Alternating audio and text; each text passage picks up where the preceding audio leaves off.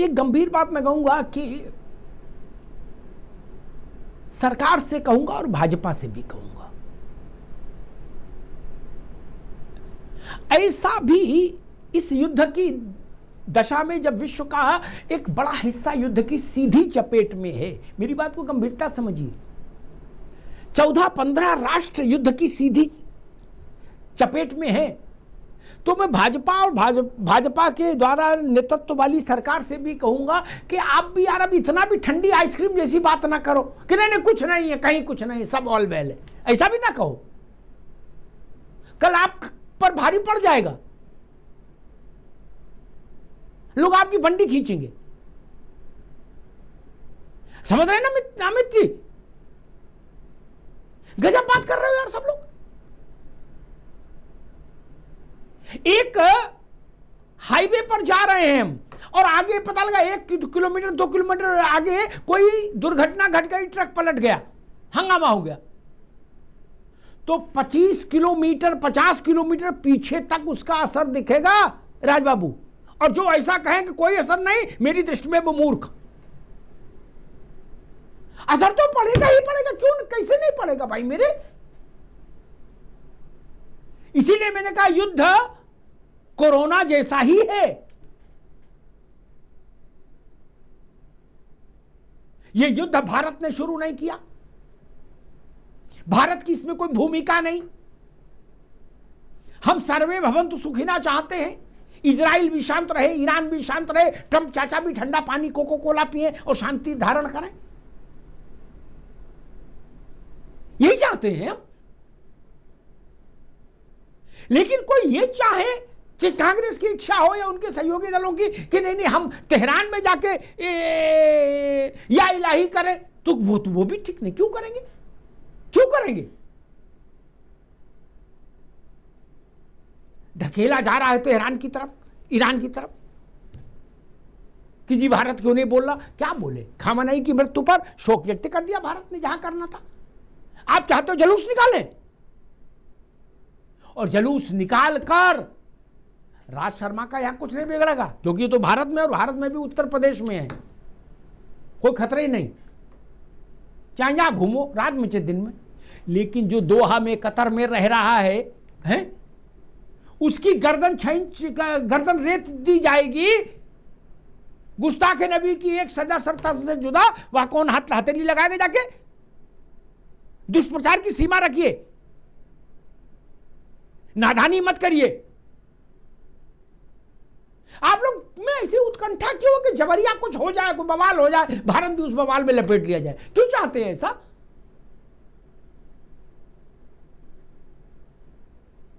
और मैं फिर उसी बात पर आऊंगा,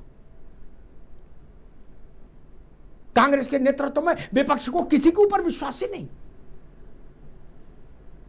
राज भाई पूछ रहे थे मनीष गुप्ता से कि 3 काम बता दो, हम मान लेंगे प्रोडक्टिव सिटीजन हो तुम। मैं कांग्रेस से ये बात कहूंगा, आप 3 संस्थाएं ऐसी बता दो जिन पर आपको भरोसा हो। नहीं है, किसी पर भरोसा नहीं, आपने सबको खारिज कर दिया भाई।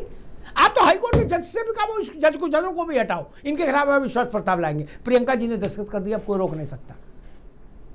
आपको जुडिशरी पसंद नहीं, विधायिका का सबसे बड़ा आसन वो पसंद नहीं, कार्यपालिका तो पसंद है ही नहीं, वो तो आप कह रहे ये तो भाजपा की हो गए सब लोग। तो क्या पसंद है मेरे भाई? फिर धैर्य धारण करो अगले चुनाव तक। लेकिन सबको खारिज मत करिए लोकतंत्र के आंगन में आकर। कहा जाता है कि लोकतंत्र में नंबर का मसला नहीं है, हम संदेश देना चाहते हैं। तो ये संदेश देना चाहते हो दुनिया में कि भारत के सबसे बड़े विपक्षी दल को भारत की किसी भी कॉन्स्टिट्यूशनल विंग पर भरोसा ही नहीं रहा, ये संदेश देना चाहते हैं क्या? नहीं महाराज, आपकी लड़ाई भाजपा से है, देश से तो नहीं है। ऐसी फीलिंग क्यों लगे लोगों को कि आप चाह रहे हो कि कुछ बवाल हो जाए? कुछ नहीं हो तो चलो सिलेंडर पे ही बवाल हो जाए। राज भाई ने ठीक बात कही कि जमाखोरी है, उसी से चीजें खराब होगी, वरना सिलेंडर की कमी कहां।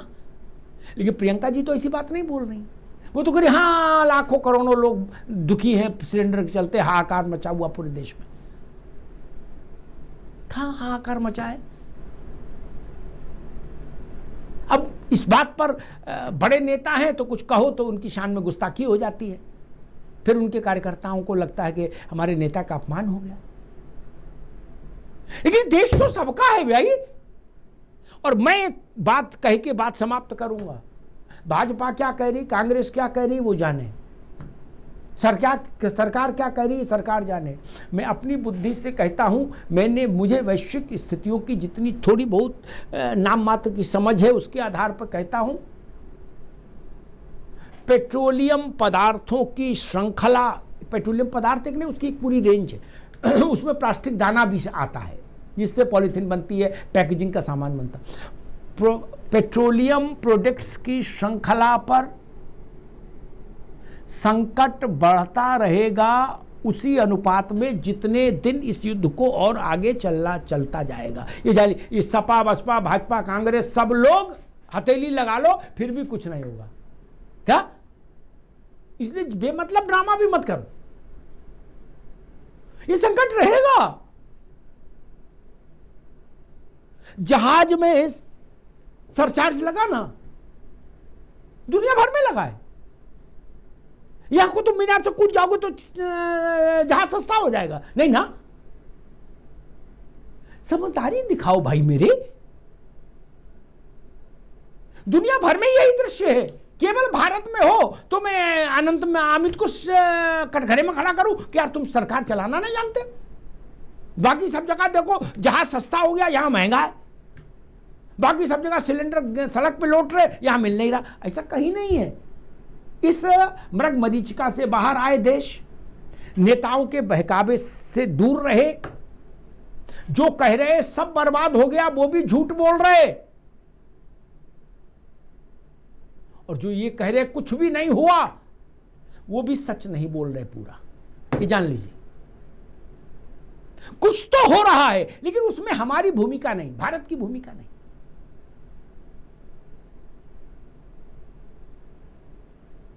अपार्टमेंट में एक फ्लैट में आग लग जाए राज भाई तो जहरीला धुआं पूरे अपार्टमेंट के 600-700 फ्लैट्स में जाता है। कोई रोक सकता है? नहीं ना। वैसे ही युद्ध की स्थिति समझ लीजिए। ईरान के तेल के भंडारों में जो आग लगाई गई, उस आग से जो केमिकल रिएक्शन हुआ है आसमान में, वो आधी दुनिया के पर्यावरण को प्रभावित कर रहा है।